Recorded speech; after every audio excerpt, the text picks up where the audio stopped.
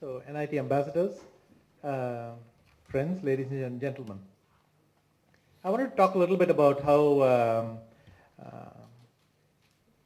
chess teaches me certain things that I can either apply in life or simply teaches you how to play chess a little bit better every time. We have found that chess helps you develop very important qualities. And even at school level, kids who play chess tend to do much better in academics afterwards. The obvious things are memory and concentration. So I'll try and tell you a little bit about how we try and improve that. Well, chess consists essentially of looking at lots and lots of examples and then trying to pick what's relevant and apply it in every game. So the first time you play a chess game, you probably try to give a quick mate. Then you understand your opponent might not allow it every single time. So then you have to build up your strategy a little bit better, plan something a bit more sophisticated. And this kind of training where you look at, constantly look at games and at the critical moment, you must be able to recall the relevant example. So it's typical nowadays that we have so much information and everything, but it was always the case in chess that from all the examples, you had to be able to remember the one that was most relevant at any given moment. If you apply those examples immediately, then it helps you find your way in new and unfamiliar situations.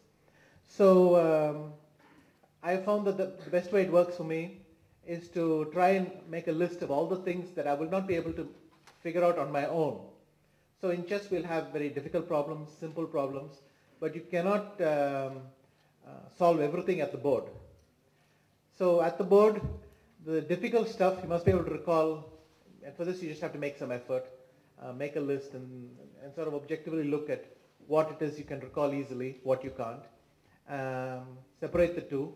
And whatever you can figure out at the board, you don't waste a lot of energy remembering that, but you try to remember the key things that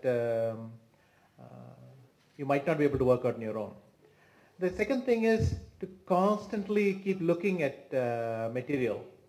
You never know when something will turn out to be handy. I mean, despite what I've just said, it's not easy to know in advance what will be relevant and what won't. In fact, it's very close to impossible. So all my life, I look at as many examples of great games or great players as possible, because you never know in which situation something will prove to be important. It's the same thing in life. I think you have to be interested in as many different areas as possible, and this not only keeps your brain alive. Our brain responds very well to this kind of stimulation where you do new and different things all the time. But it also means that at an important stage, the number of resources you have are much greater. So that's kind of how we train our memory in chess. Concentration is the ability to focus on a problem while you're doing this. So when you really focus on a problem, then your brain is searching through all the examples you've seen in your life and trying to bring up the one that's most relevant. Again, with practice, this gets better and better. And you cannot allow your brain to wander at these points. So most of the time it's quite easy. I mean, the thought of losing a game is so painful that your brain is able to focus very well on that problem. But sometimes you have to force yourself not to think of... I've played many games in my career where I have a winning position and then I start to relax and I start to assume that the point is already with me. And then after a few painful experiences where you let a winning position slip, you learn not to relax till it's over. But sometimes it simply means telling yourself, this is going to take 5 minutes or 10 minutes more or 1 hour more, but I'm going to put in that little bit of effort, finish the job, and then relax. So it's a kind of self-discipline. And usually you get it simply by enough times in your life where you throw away an easy point, and then the unpleasant memory stays with you for a very long time. The third thing is really somewhat connected to the two. It's the process of decision making. Here, if you think about it in chess, there's a kind of responsibility with every move. So when you make a move, first of all, you cannot take it back. So whatever the consequences of that move, you have to live with it. This is quite fundamental because when you have, let's say, a very good position and you make a bad move, you have to be able to adjust mentally as well afterwards. Suppose you made a bad move. There's no point lamenting what went before and saying, I had a much better position before. It's not coming back. So you have to then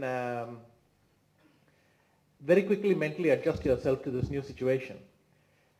And this is phenomenally difficult because even the best players, after a sudden turn in a game, are not able to adjust and let go. But sometimes you have to let go. And I know a couple of players who could do this. I mean, I would say it looked from outside effortless, but I'm sure it was painful for them also. Even if even if the position suddenly changed, they could adjust very quickly to the new reality. But this requires a kind of objective strength. You have to look at every position and say, well, this is what's happening now, and mentally force yourself to forget what went before.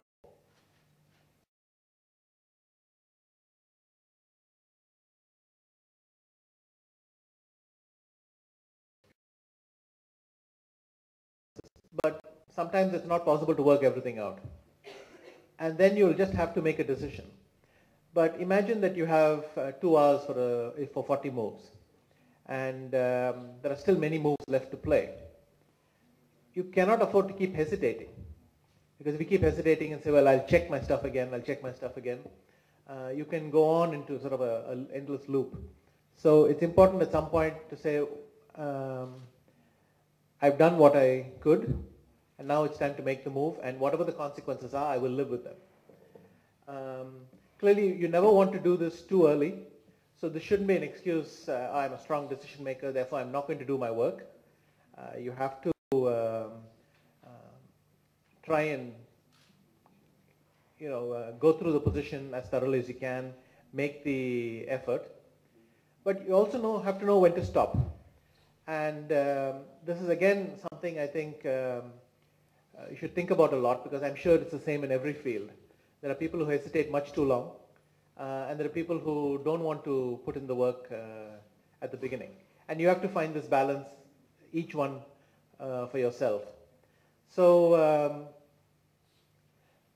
and you can see throughout these three topics, what is key here is your mental process when you arrive at a decision, and staying sharp for the consequences. And this, I think, is a pretty universal lesson. You have to get a good sense of who you are, your emotions before you make a decision. So either you're too confident, in which case you're probably not getting all the error checking done, or you lack this confidence and then you keep on questioning every thought you have. You have to find this balance in between to the best you can. And then once you make a decision, try not to think of what went past. You can no longer get it back. Forget it, move on, and deal with the new reality.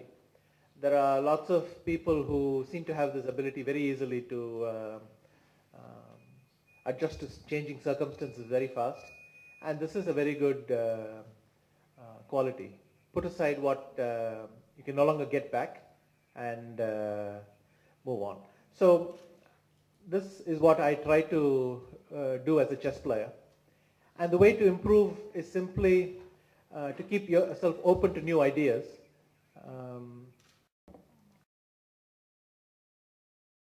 Of good strategies and good ideas you've seen, the more likely you'll be able to recall the right thing at the right time. And the brain needs this kind of stimuli where you constantly look. And in life, I take this to mean that you must be interested in as many subjects as possible. And even if that's not what you do professionally, the more interest you have, you never know when you'll get an unexpected spark from somewhere. This is the way you help yourself grow. So these, I think, are the lessons that we can apply from chess.